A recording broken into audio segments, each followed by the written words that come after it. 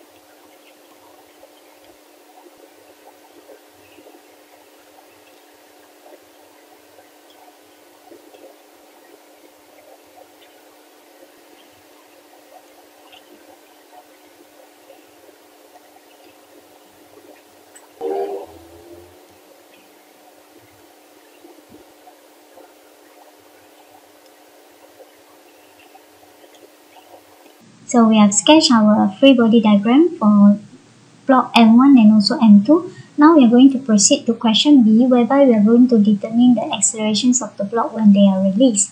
So class, in order to solve these questions, we are going to proceed with the second step, whereby we are going to choose the axis. So we assume along the inclined plane is our x-axis, perpendicular to inclined plane is our y-axis, and then we are going to resolve the forces into x and y component. Then we are going to write our Newton's law equation to determine the acceleration. Alright, so class, since this is my answer for FBD question A, so in order to proceed with question B, whereby in order to calculate the acceleration using Newton's second law, I need to do resolving forces. So I redraw the diagram. So we redraw the diagram. So we treat along the inclined plane as our x-axis, perpendicular to the inclined plane is our y-axis. Same goes for mass 6 kg. So this is x-axis, this is y-axis. Okay, then we are going to do the resolving. Then proceed to the step 3. We are going to do the resolving of forces. So N1 is lying on y-axis, tension and frictions is along the x-axis, but weight have angle. So here is 30, so here will be 60, so here will be 30. So I can break W1 into two components, x and also y.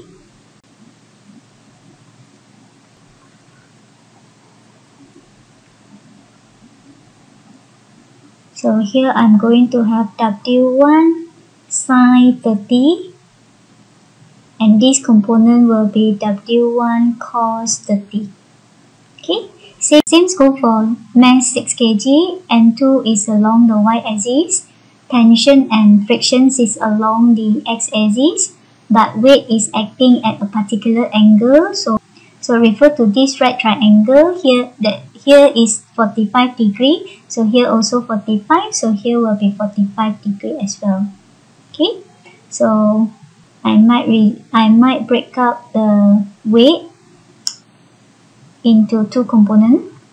So I'm going to have the x component will be W2 sine 45. Then the y component will be W2 cos 45. Okay. So class, actually bila kita dah break up the weight into two perpendicular component, so kita boleh buang yang asal. So you nampak lah. Teacher cuba buang yang asal. Okay, so you can see obviously you dah pecahkan weight kepada dua komponen dia lah, x dengan y. Same go for this one lah. Kalau tak nak memeningkan kepala kan, kita dah pecahkan dia. So kita buang yang asal. Ni. Okay. Okay, so you boleh nampak dengan obvious lah, weight tu pun kita dah pecah kepada komponen x dia dan juga komponen y dia. So sekarang semua forces dah duduk dekat paksi x dengan paksi y, dan kita boleh mula tuliskan Newton equation in order to solve the question lah. So macam mana nak tulis Newton second law untuk dapatkan acceleration? So kita akan identify the directions of A. So kalau you tengok dekat starting of the questions, kita dah predict kerana mass M1 lebih besar. So mass M1 akan accelerate ke bawah, M2 akan accelerate up the inclined plane. So teacher boleh letakkan arah acceleration tu dalam gambar saya untuk membantu saya tuliskan persamaan dengan betul. So ini adalah arah acceleration kita. Untuk 6 kg arah dia adalah up the inclined plane. So ini adalah arah acceleration kita. Okay. So rujuk kepada mass 30 kg. So kita faham mass 30 kg accelerate along the inclined plane, which is x-axis. So kita fokus kepada forces along the x-axis sahaja untuk penulisan Newton second law. So we are going to treat the direction of A as positive. So W1 sin 30 ni adalah positif. FK dan T ni adalah arah dia opposite to the acceleration. So kita akan assume dia sebagai negative. So I'm going to have summation of force along x-axis equal to MA. So we are going to have W1 sin 30 minus tension minus FK equal to MA. Okay. Then we understood weight is mg, Fk is mu kn.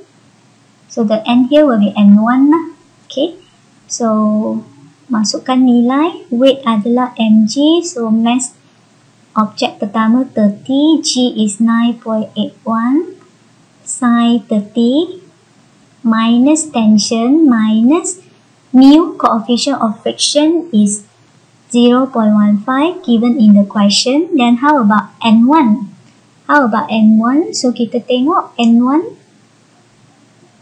So class, how about the N1? Macam mana nak cari N1? So anda boleh fokus kepada y-axis. So for the y-axis, we do not have any motion. So summation force along the y-axis is 0. So you can see obviously the upward force is N1. The downward force is W1 cos 30. So we have minus W1 cos 30 equal to 0. So my N1 will be W1 cos 30. So I put in the value. Weight is mg. So 30 times 9.81 cos 30. So I'm going to get my N1 will be 254.87 Newton. Okay, so masukkan nilai ni dekat sini. So darab dengan normal force kita 254.87. So equal to the mass 30 kg times A. So selesaikan yang ni, kita akan dapat 108.92 sama dengan 30A plus T. But then class, kita tidak boleh selesaikan untuk dapatkan nilai acceleration sebab ada dua unknown. So, jadi kita perlu dapatkan satu lagi persamaan. So satu lagi persamaan kita boleh dapat daripada free body diagram untuk 6 kg. So kita boleh gunakan FPD untuk 6 kg. So sekali lagi kita apply Newton second law untuk 6 kg. Summation of force along the x-axis equal to MA. So fokus kepada all the forces along the x-axis. So you akan nampak tension adalah force yang sama arah dengan A. So assume arah A sebagai positif. So you akan nampak tension adalah force yang searah dengan A. So kita treat dia sebagai positif. Dan friction dan juga W2 sin 45 adalah arah dia opposite to acceleration. So kita treat dia sebagai negative. So we are going to have T minus Fk minus W2 sin 45 equal to MA. Okay, so T minus, sekali lagi, Fk adalah mu Kn, tapi untuk sekarang 6 kg, so N tu adalah N2 lah. Weight adalah mg, tapi mass sekarang adalah mass 2 lah. So kita perlu dapatkan N2 dulu, so tinggalkan sekejap, kita dapatkan nilai N2. Y-axis kita, komponen forces sepanjang Y-axis kita ni. So kita tidak ada pergerakan sepanjang Y-axis. So summation of force along Y-axis is 0. So kita ada normal ke atas, W2 cos 45 ke bawah. So kita ada N2 minus W2 cos 45 equal to 0. So N2 will be W2 cos 45. So weight W2 adalah 6 darab 9.81 sebab weight adalah mg cos 45. So kita akan dapat N2 kita setara dengan 41.62 Newton. Okay, ada yang kita masukkan kat sini. So friction adalah mu Kn. So the mu is 0.15. So the normal force 41.62. Then minus the weight is mg. So 6 darab 9.81 sin 45. So equal to MA, so 6A. So sekali lagi kita akan dapat satu lagi equation bila kita selesaikan. So I will get negative 47.86 equal to 6A minus tension. So this will be my second equation. Okay, so class, lepas you dapat dua equation ni, so jangan selesaikan secara manual, tapi kita terus solve gunakan mode equation in calculator. Okay, tekan mode equation dalam calculator you. Contohnya teacher ambil calculator teacher.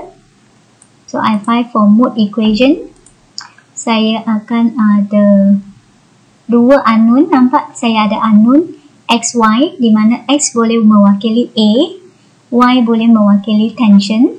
Okay, so saya pilih satu.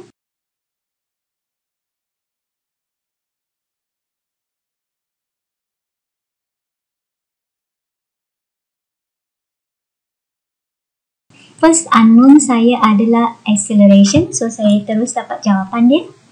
So the acceleration will be 1.696 meter per second squared. Okay. Second unknown adalah tension.